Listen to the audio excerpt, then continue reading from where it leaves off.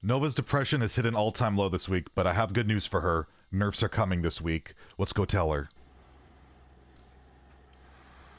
Nova, the nerfs are coming. The nerfs are coming. You can come out.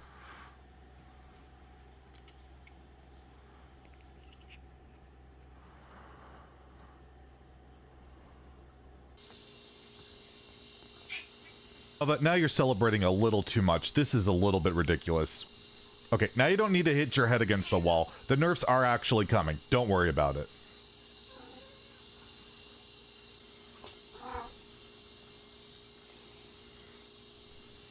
Nova's a little bit crazy.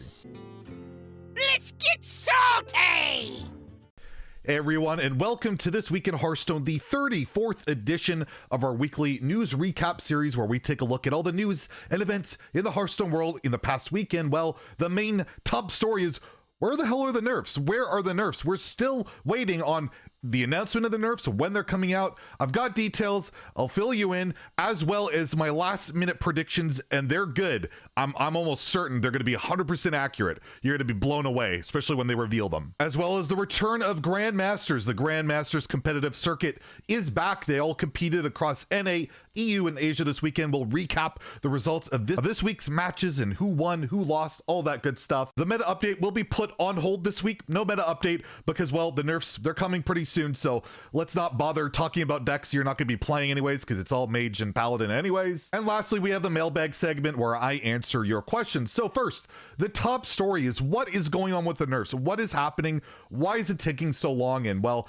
Igzar had his weekly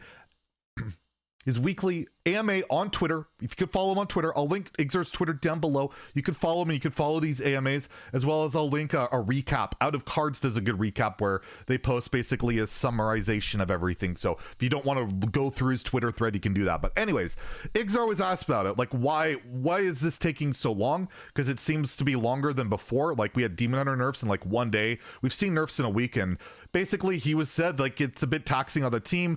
They probably didn't prepare for it well enough. You know, it takes like 3 to 5 days to go through, and you can see here his explanation and all that. And you know, maybe next expansion they'll try and plan it, like say the expansion comes out on a Tuesday, they'll try and have the first like little balance patch scheduled for the Friday after, so like a week and a half after. So yeah, it's you could tell they want it out earlier than now. Like, they want it out early. They want it out now. This Deck of Lunacy thing caught them off guard, and it's not look good for the game. And we'll talk about in GM, there was some implications there. So that's kind of what the holdup is. And he was asked when we can at least expect to know when the nerfs are, and he said Monday or Tuesday, so today or tomorrow. And I expect the nerfs to go live either on Tuesday or Thursday. That would be my expectation. Those are typically the balance patch days, the update day. So either see the nerfs go live tomorrow or on Thursday. I'm hoping tomorrow, because I'd like to get back to playing ladder. I've been playing arena. I can't stand this meta. I want to get back to playing some good old-fashioned constructed. But what will the nerfs be? All right, this is my last time doing predictions. We've speculated, but I want to get my final predictions in right now so you guys can come and quote it and be like, wow, Zeddy's a prophet. He's a genius. So first, I think Jandis Barov will go from 5 mana to 6 mana. Next, I think Penflinger will be hit. It will no longer be able to go face. I think the 2 watch posts, the 2 and 3 mana watch posts, will both have a health taken off on them. I think Deck of Lunacy will go to 2 to 4 mana. I think Sword of the Fallen will go from a 1 mana 1/3 to a 1 mana 1/2. I don't think anything else is going to get nerfed. We know it's a rogue, paladin, and mage, and well, rogue is Jandis and Penflinger, paladin's the weapon and Penflinger, and mage is Deck of Lunacy and Jandis. So I think that's what gets hit, and the neutral options being the watch posts. So quote me if I'm wrong, but I bet you I'm going to be right on these ones. Anyways, next we have the Grandmaster results. We had all the Grandmasters from NA, EU, and Asia compete, except for one. NA will be going 1 Grandmaster short this season. Zeddy has been suspended pending a review of certain allegations of like abuse and stuff. I'll link that below in an article. I don't want to get into it. It's pretty messy. It's not pleasant. Really ugly situation there, but you know, things just happen, and hopefully everything will be resolved and this will be good going forward. But into this week, there's like, what is GM going to be like with Deck of Lunacy Mage being a thing? And every single GM brought deck of Lunacy Mage, except for Fled. Fled brought a non-mage, non-paladin lineup, and he did very well. Didn't win his region, but he did really well. So I want to shout him out for being really creative. That was really awesome of him, but we'll go through it. On NA, we saw No Hands Gamer defeat Dreadeye in the finals, with Luna and Monsanto being in the top 4. Apparently, Monsanto completely threw a game where he basically gave No Hands his Cthulhu to kill him, so that was pretty funny. On EU, we saw Thijs defeat Viper in the finals, with Letta and Warma being in the top 4 as well. Thijs, the guy, does he ever stop being amazing? The guy has been performing high level very well in Hearthstone for forever, and he's still winning events, winning Grandmasters events. The guy is a legend. Thijs, you're awesome, and congratulations for winning the EU this weekend. And on Asia, Alutemu defeated the reigning world champion Glory with the final 4 as well, having Tivs and Give Please. And you'll notice a lot of familiar faces, a lot of consistent performers, despite the ridiculousness of Lunacy Mage.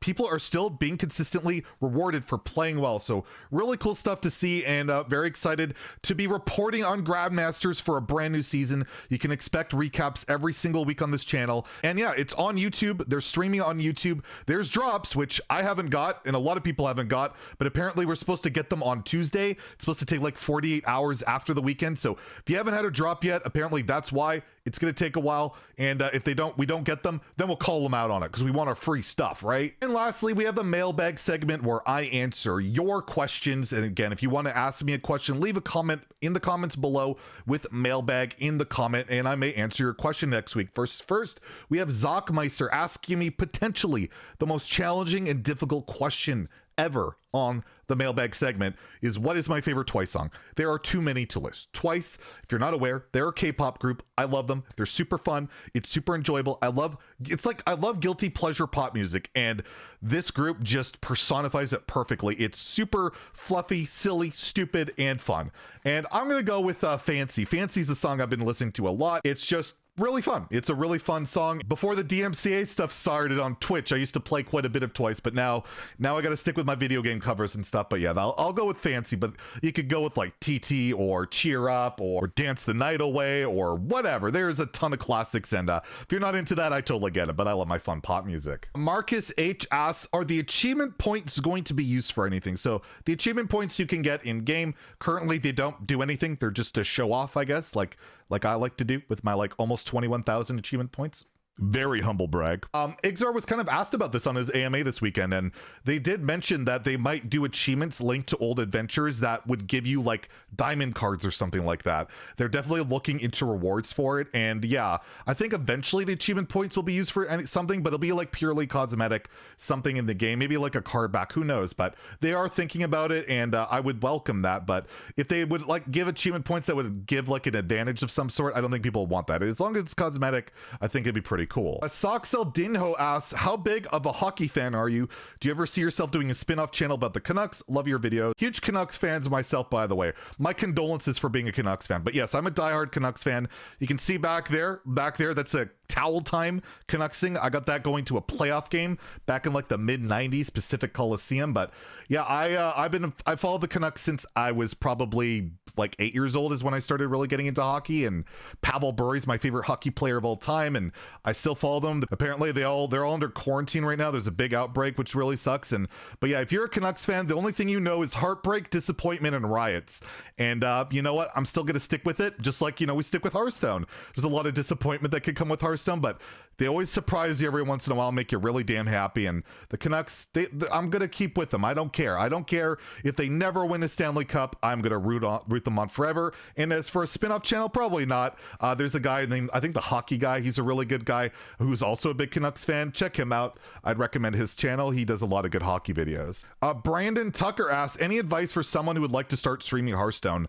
I get asked this a lot, and I may have answered this on the mailbag before, but I just think it's a good thing to bring out there. Just do it because you want to do it. Do it because it's fun. Tell your friends, tell anyone you know that you're streaming. Try and get them to hang out. Maybe get 1 or 2 chatters in there. Get started. Hang out in other streams. Don't like self-advertise, but maybe ask them about streaming, and they might ask, oh, do you stream? And they might drop you a follow, right? Like, you never know. That's a great way of like network yourself in. But just do it because you want to have fun with it. Not that you expect anything of it. I didn't expect for this to become my job. I did it because it was was something I wanted to try and do, and it just turned out all right. But yeah, you know, download OBS, the streaming stuff, and do the basics, stream, have fun, try and talk even if there's no one there, and just have fun with it. That's all it's about. And you know, don't go into it expecting anything, and hopefully you'll have a good time. And lastly, Saize asks, why is my cat named Nova? Well, Nova, what are you doing first off? But why is she named Nova? Well, I've told this story before probably, but I adopted her from my ex-girlfriend's deceased cousin. We were together at the time, and he named her Nova because he had another cat named Chevy. So Chevy, Nova. He liked his trucks, he loved Nova, and we love Nova as well. And yeah, that's how she got her name. So that's this week in Hearthstone. Like the video, please like and subscribe. Have a great day. And stay salty, my friends. Right, Nova? She's actually active now. She's not depressed. Nerfs are coming. See you guys later.